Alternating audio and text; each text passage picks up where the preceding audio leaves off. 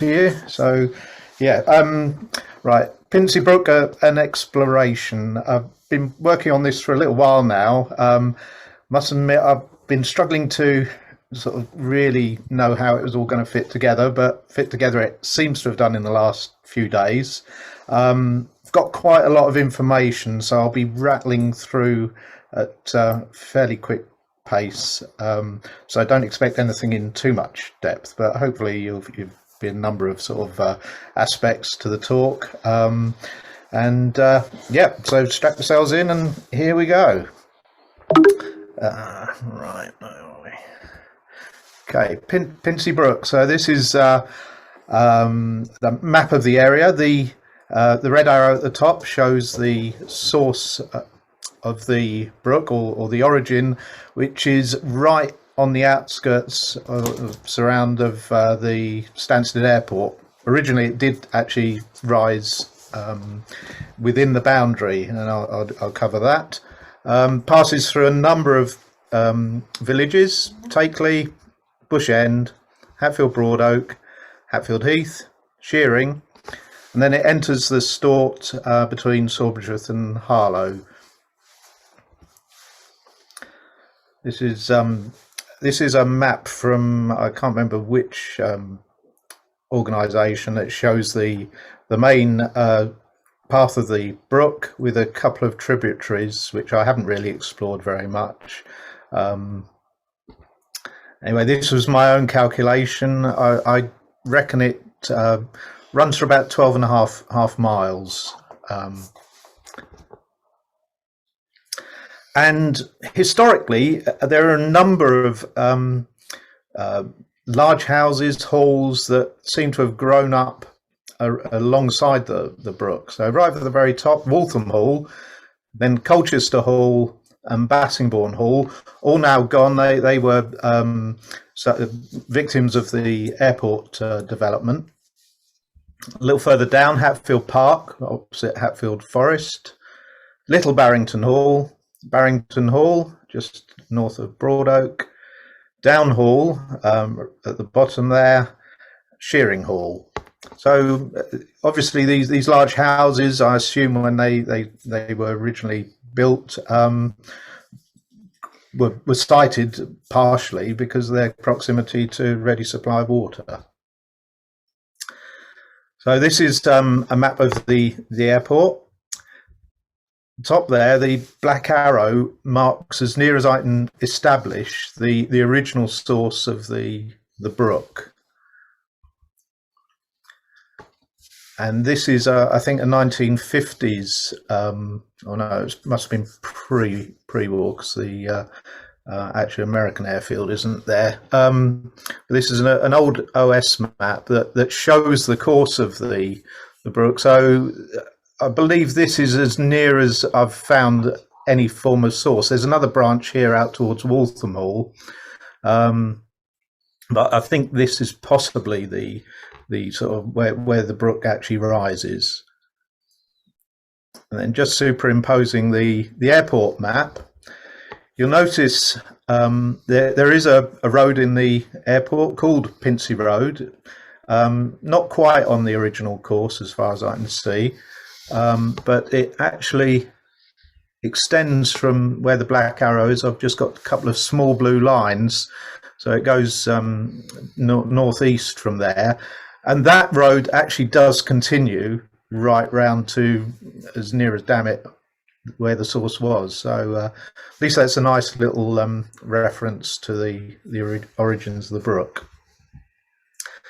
As well as Pincey Brook, which flows into the Stort and the Lee catchment, very close, just slightly to the east of the Pincey, is the Roding, River Roding.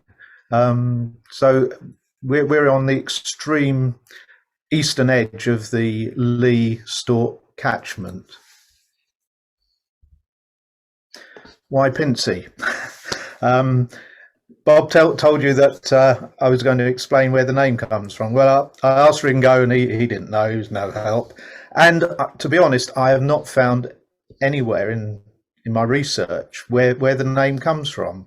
It appears to be the only real name in this area, the use of the name. There are Pincey cottages, which are obviously named after the brook, but I can't find any other reference to it. This is a large-scale map going back to the 1880s, and the red circle, I believe, as I say, that marks the rising of the brook. There are a couple of woods nearby, Green Street Spring, Pigeonwood, and Pritchett Spring. I do wonder whether Pritchett, Pincey, one or other may have sort of changed and altered over the years. But as I say, I'm very sorry, Bob, I can't explain where the name actually comes from. So, what's my interest? Bob was touting for people to give talks, and I piped up. I said, I'll do one. And then I thought, what am I going to do? And I said, Pincey Brook. Well, I grew up in Hatfield Heath. This roughly marks my house. About 200 yards up the Chelmsford Road from where the brook crosses the main road. For anyone knows, there's quite a steep hill down towards the brook, Stone Bridge called. And as a young lad, and there I am, bucket and spade in hand. I very often used to go down to the brook, mess around in the brook under the bridge and along the banks, and I have to admit, occasionally went fishing for tiddlers, we called them. I don't honestly know whether they were minnows or sticklebacks or what, but to my shame, I one day brought home a quite large bucket full of these fish, and popped it down in our conservatory. Went inside. I've no idea what I intended to do. We hadn't got a pond or anything. Anyway, came out a few minutes later to find the fish were in a terrible state.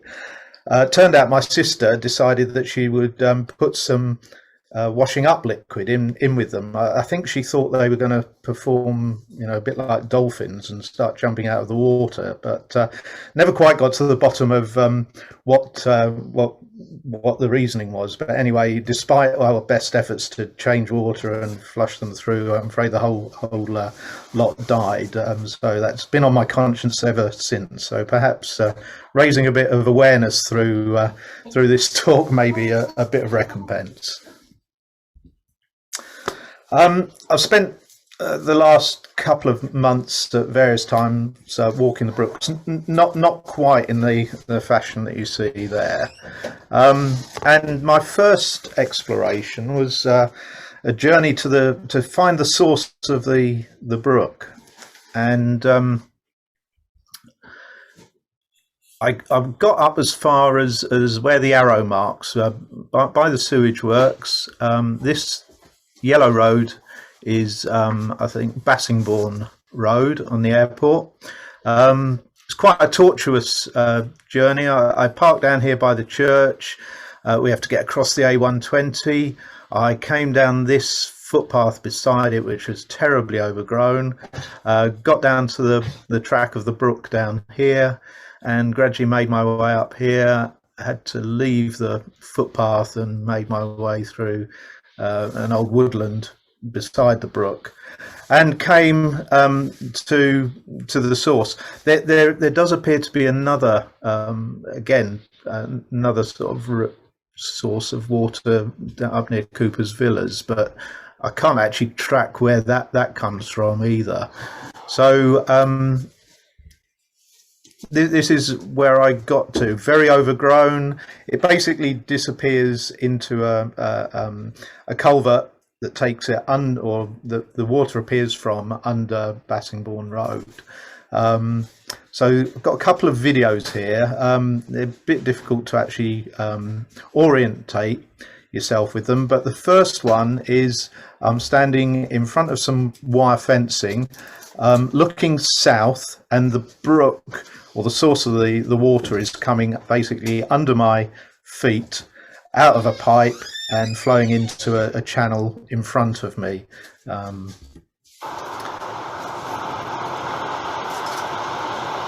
and this just tries to show the relationship to the Bassingbourn Road. So you can see the embankment there, a huge great embankment where the airport road goes up. And this second one is looking down into the channel. There's not a lot of flow. It's fairly stagnant. You can just about make some out the water down there. Yeah, it's very overgrown. You'd struggle to recognise it as any form of chalk stream.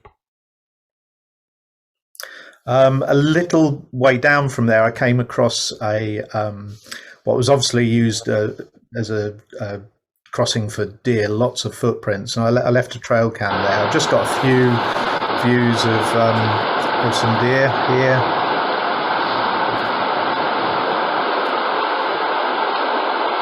Not in the numbers I hoped for. It seemed as if there'd be quite a lot of activity through there going by the hoof prints, but not on the nights that I left my camera there.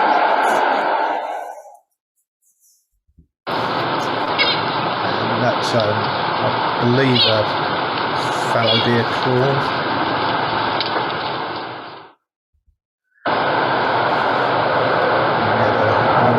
Fox just passing in front.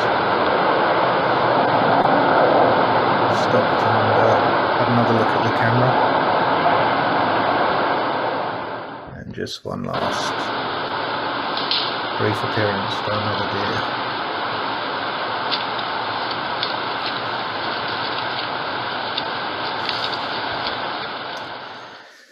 Okay, so moving downstream from there, the path of the brook is quite difficult to follow. You can follow it down here, but then they've built the new A120 by dual carriageway here, so it's very difficult to actually work out exactly where the brook comes. I think again it's culverted under there, and then there's another brook here, but then it disappears where the balancing ponds are, which are basically where the water from the airport comes before it's treated and allowed to flow into the watercourses, as I understand it. So they're actually quite a haven for different parts of wildlife. I'm not quite sure exactly what goes on here, but there's various machinery in the area. Obviously pumps, and I assume aerators. I think they may be aerators that you can just see in the water there to sort of try and improve the quality of it. Presumably it's filtered as well, and it's become, I think, quite a haven for wildlife. I've got a few shots of ducks, and but John O'Forgham, who some of you may know, he does a lot of wildlife photography and sort of trips out to local areas.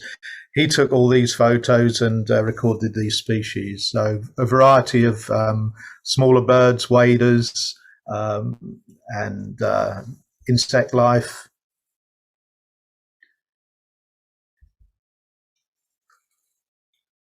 So yeah, quite a good variety of different birds, and it seems certainly on some of the local wildlife Facebook groups to be quite a common sort of location for wildlife photographers to visit. This is one of the enclosures with, again, I assume part of the treatment machinery in there, or the pumping machinery. So once we get past the lagoons, and as I say, I assume the water from the lagoons gets fed into the brook, it becomes more of a better flow, more recognizable as a brook, as a chalk stream, which it is, and these shots are taken just from south of the balancing ponds.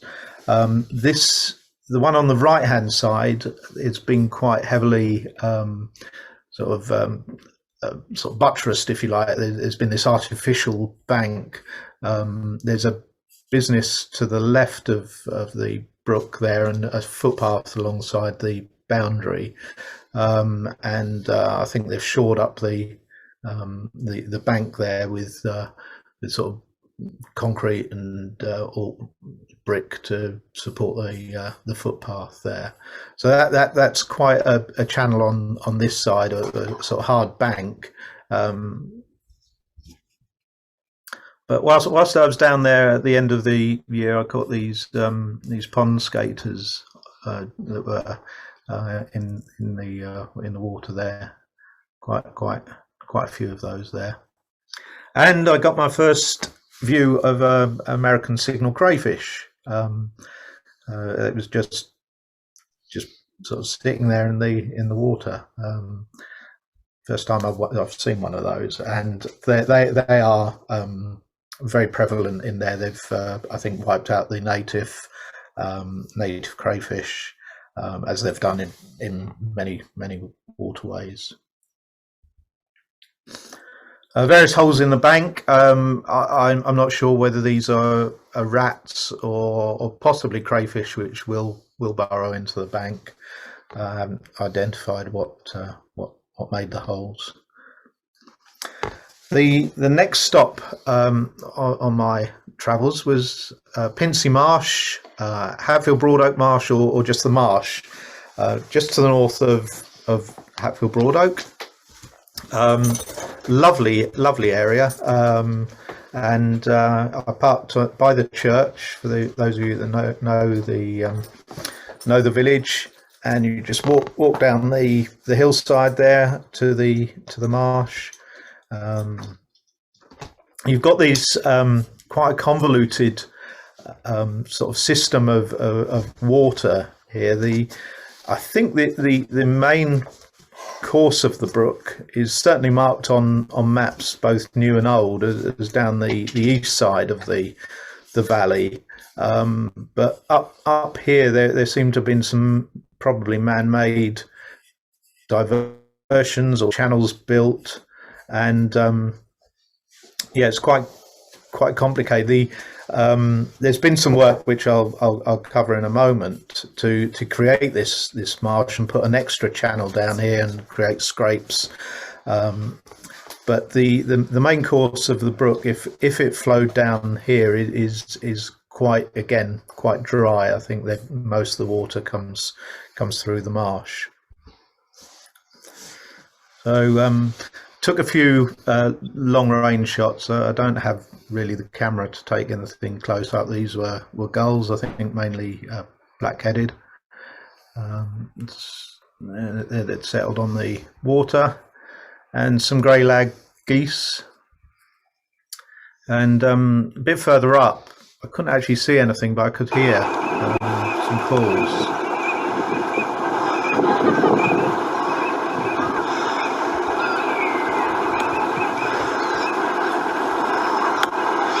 And posted on a Facebook group, someone thought the very high-pitched sort of whistling noise might have been teal.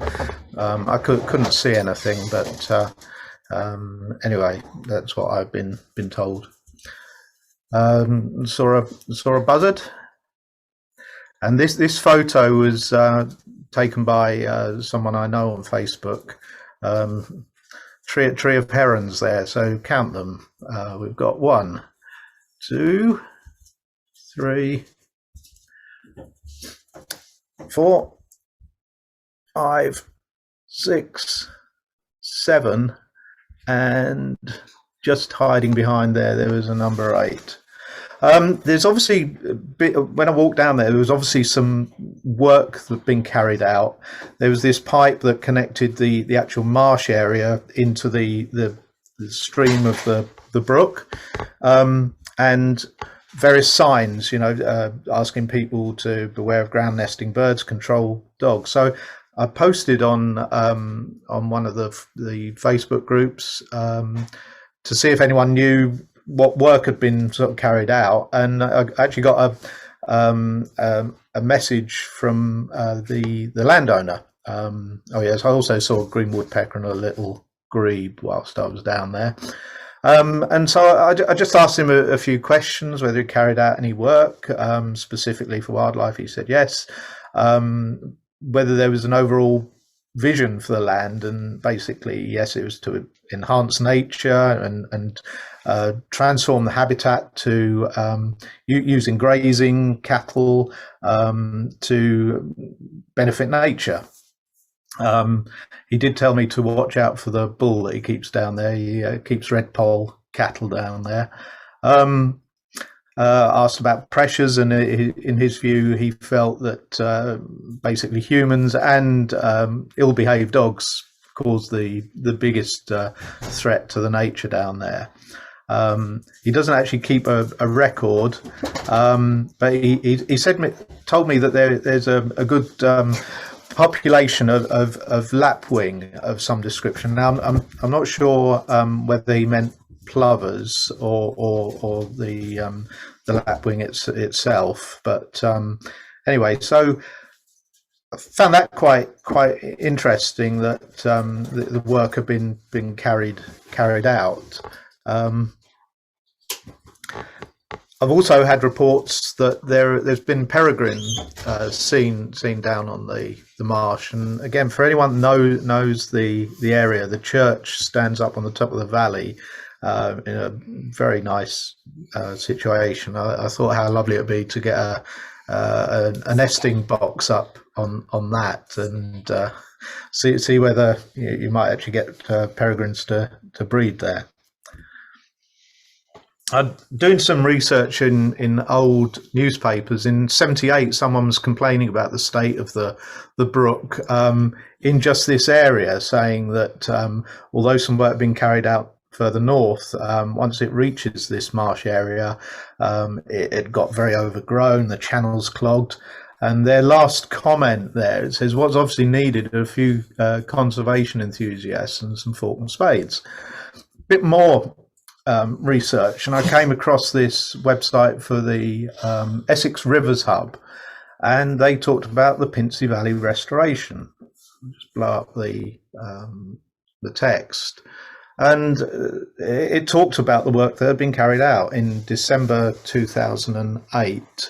Took about 2 months to put a new channel in there, and to do some work to actually improve the state of the marsh area, reduce the risk of flooding, and benefit the whole environment. And certainly from what I've seen, it seems to have been a very successful project. Yeah, the Essex Biodiversity Project was sort of, I think, one of the drivers behind that. And so, sorry, let's just go back. So this is an old map, and as I say, there seem to have been various sort of channels here. This marsh area there, and I think they put this new course in straight through that area and created these flooded lakes and what have you. I do apologise, our dogs playing up at the moment, so in case you get any background noise. So having found that, I thought I'd do some more research to find out what other work and projects have been carried out in the area of the brook. And as I say, I probably should have said this right at the beginning, that Pincey Brook is basically a chalk stream, and chalk streams are, as I understand it, they're largely based in this area, the southeast, so going over to Hertfordshire, Bedfordshire, Cambridgeshire, possibly down into Kent. They're very important habitat, and they're very threatened habitat for a number of reasons. So I have been aware of various sort of projects and ideas from talking to Bob and other knowledge. So going right back to 1867, the River Lee Conservancy was established. So it's not obviously a particularly new idea, but this body, I think it was created by a law in Parliament. It was set up to look after the River Lee and its tributaries, and Pincey Brook is mentioned in the newspaper report, top right. A little later, 1913, I came across this report that the Dunmow Rural District Council have been summoned and fined for allowing sewage basically to be discharged into the brook at Broad Oak, or near Barrington Hall. The last paragraph says that the sample of effluent was strong crude sewage in a putrid condition, injurious to any open stream and offensive to smell. So whilst I think we all bemoan some of the pollution, problems that our environment suffers, it's by no means a new phenomenon. This is the Environment Agency's website, and they have a management plan, I suppose, and they've got objectives in terms of how the water and environment is managed in the area of the Upper Lee and Stort. And one thing that I found shocking in many ways is the amount of water that is actually extracted from brooks, rivers, streams, and groundwater to supply our needs and our wants. This area in particular has some of the highest demand in the country. So again, that really puts a lot of pressure on these little streams and brooks, because if we're extracting the water to use in our homes, then it's not in the ground, flowing through the channels. This is the River Lee Catchment Partnership, and I think this is a group of sort of various interested parties. I think it may be coordinated by Herts and Essex Wildlife Trust, although I'm not 100% sure. Someone who can no doubt tell us a lot more about this is Bob himself. He's the local contact for the Pincey Brook. And this highlights some objectives for the brook to improve water quality and to enhance the habitat, with some particular things highlighted there: monitoring of pollution inputs, removal of scrub and encroaching vegetation, removing the weir down hall to allow fish passage, encouraging buffer strips along the length to try and restrict the amount of runoff from agriculture, and to restore the balancing ponds at Takeley and Hatfield Heath treatment works. Now, I don't know how many of those have actually taken place. Perhaps Bob could update us at the end. But I was told that certainly some work was taken, done at Down Hall to remove or reduce the weirs there. I've got some photos of those later on. Again, this is the same website, but there's objectives under the Water Framework Directive, which is a piece of European legislation. So I'm not sure whether that will be affected by the Brexit situation, but basically that legislation states that all UK waterways must be in good ecological status by 2027. And on this website, there's a table of all the various waterways they cover, including Pincey Brook. The the status at the moment is moderate, and the reason largely given for that is the amount of phosphates in the water. And high phosphate level, as I understand it, can be caused by a number of factors, but particularly agricultural fertilizer being run off from the fields, and poorly treated wastewater can also up the phosphate level. And this is another website that I came across. This is Freshwater Watch, which seems to be a voluntary sort of run or contributed to website, whereby people go out and actually measure nitrate and phosphate levels. And there appears to have been some work done on the brook, particularly up near the airport, where someone's been out and he's sampled the phosphates and nitrates, and they're just listed at the bottom. There are, I think, three reports. I did have a go at that, and I have bought some phosphate and nitrate strips, but I haven't actually got round to really doing any testing, and I haven't really yet worked out how I can access that website. But it's possibly something I might get involved in. Okay, gone fishing. So fish in the brook.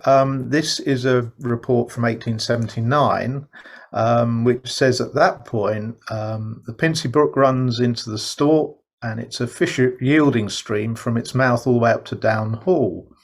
So obviously, and this was not just fish being in there, it was an article about angling, so it was a destination for anglers, so there would have been decent sized fish there. Anyway, my trip was to a part of the brook just to the southwest of Broadoak. I went with a friend. She's got an environment agency license to trap crayfish. Again, this was through social media. I posted some photos, and she said, "Oh, I can trap crayfish. If you want to come with me, we'll go and set a trap and see what we get." We were very late in the season. I think it was late October. She says during the summer she can take 20, 30 crayfish out or get them in the net. It's encouraged by the Environment Agency as a means of trying to control the American signal crayfish. There seem to be varying reports as to whether it is actually successful. I'm not sure. There is some indication that it removes the large predatory males and allows, by taking those out, it allows the females to breed and actually create a higher population. But anyway, it's something that can be done. Anyway, as I say, late in the season, this was the only little crayfish that we caught, just to get just a bit of a video. I don't know if that's why they're called signal, because he seemed to be doing a left and a right, but yeah. And other than that, the only other thing we caught there's a little stone loach in the trap. So yeah, you can see it's a close-up photo with his barbels in there. So not particularly successful, but interesting nonetheless. Tributaries. I said right at the beginning there was a couple of large tributaries mentioned on the map, but throughout the course of the brook there are loads and loads of little feeder streams, particularly on maps, although when you're walking it, these are largely dry ditches. One that I've got particular interest is the Muss Brook that flows through Broadoak. again, for those of you that know Broad Oak, this road here is now called Cage End because the village cage lockup was placed there. But before then, it was actually known as Musbrook Street or even Mushbrook Street at times. This is what I found. This was, I think, early January. I went down there. It had been particularly dry, but there was very little evidence of any water flowing. This, as far as I can make out, is where it actually enters the Stort, and yeah, a few little sort of puddles really there. No real flow that I could make out. And as I say, that seems to be fairly typical of these little feeder streams. Probably they take they act as storm drains almost. So when it rains, you get a flow, but other than that, they seem to be pretty dry. Now, I'm not a geologist. I know Mr. Reed has got a lot more experience. I don't know if he's ever used this sort of phrase. I'm not trespassing. I'm a geologist. But if you ever get sort of called up, Bob, you can try that one. So I've called this section, "Are these clothes too big for you?" And the reason for this is when I was at Broad Oak, I looked across the valley and I was just staggered at how big it is. And yeah, again, if you know Broad Oak, Feathers Hill is a steep hill into the valley and up the other side. On the left-hand side, we've got the brook at the bottom. This is an old postcard, and I've measured on a map that the valley itself is 3/4 of a mile wide and up to 80 foot deep. And Feathers Hill itself is 1/2 kilometre long and 15 metres deep. So a huge valley with it really is a very small stream in. And of course, I sort of thought, well, surely that stream hasn't cut this valley. And I then did a few sort of transects. So this is one a bit higher up from Broad Oak across there, and just tried to do a profile from the contour lines. Another one at Hatfield Heath. We get the same sort of profiles and maps on its sides. This is a north-south section from Shearing down to Matching Tie. Again, sort of these very wide, relatively sort of shallow, but actually quite a significant depth to them. And we've basically, as I understand it, I own up, I'm not a geologist, but basically these are due to the ice age that brought the ice down here.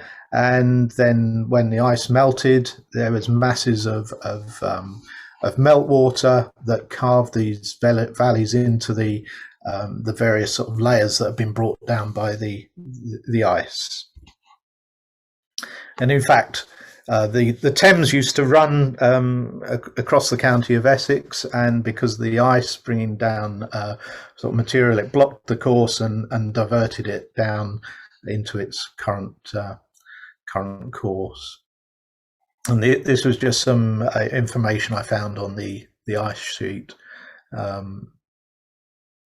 But something I don't think it usually occurs to me to sort of consider. I just think it's the rolling Essex countryside, and give little thought as to why it's there and why we've got these little streams sort of running in the bottom of the valleys. Bit further down, this is a little. This is the south of the Chelmsford Road at Hatfield Heath. So we've got Pincey Brook to our left. We've got fields, farm fields there. This is a little barrier strip. I'm not quite sure what the crop they've grown in there. And this is, I think, Lancaster's Wood, or I think it's called Lancaster's Wood. I just went to have a look, explore in there, and it's obviously they've got a big pen in there that's used for rearing, I assume, pheasants, some sort of bird life. Whilst I was there, though, we did flush out a what we think was a tawny owl, and also saw a woodpecker. This is the woodpecker's hole, and we didn't actually see it going in and out of that. But I did notice there. Apologies for the poor quality photo. That a little tree creeper nipping up and down the trunk of the tree. I also saw buzzards around there, and there was also a sparrowhawk out there. So yeah, there's quite an interesting little area for bird life. Just along the river from there, I came across these paw prints. These big ones here, I got quite excited. I thought, well, you know, surely it can't be otter. There's no evidence of web feet. And I thought badger. No, it didn't look right. I suspect actually it's probably a dog jumped down off the bank. And these smaller ones, I think, are probably a brown rat. Next along the valley came to Down Hall, and this is a fallow buck with a few of the herd. It's quite a way away, right at the edge of my zoom, and shooting through various branches in front. So it was a bit of a tricky shot, but I was quite pleased with how that came out. I think this is probably again deer gnawing the bark there, and some more holes. And on this occasion, I did set up a trail cam and got a rat running along, exploring the holes. And a little later in the evening, a tiny little mouse or vole or something shooting down the bank there. Bit of evidence of work being done by the landowner, planting trees here, cages round. And these are some older ones that have been planted a few years earlier. I'm not sure how old they are, but they're probably about a foot diameter of the trunk. But I was amazed to see the tree guards still hanging around them. It just shows how long-lived the plastic there is. And I believe there is some sort of concern about the amount of plastic waste that's put around, or plastic products that are put around trees to protect them. But quite what the solution is for that, I don't know. Just going back to that one, you can see there is quite a wide strip here of sort of barrier before we get to the. You don't think you quite see the sort of cultivated part of the field, but it must be about sort of 20 meters wide strip there, which I assume is done by the farmer to sort of give a bit of a barrier to try and reduce the amount of runoff. A little bit of diversion here. The strategic importance of Pincey Brook, the Battle of Harlow, 1910. I don't know if anyone's heard of this. If you haven't, it's possibly because it never actually happened. But it was. It featured in a book, a work of fiction that was written in 1906 about a fictitious invasion by Germany into the UK. There was a lot of concern about the build-up of Germany at that time, and anyway, the brook actually features, or the Pincey Valley.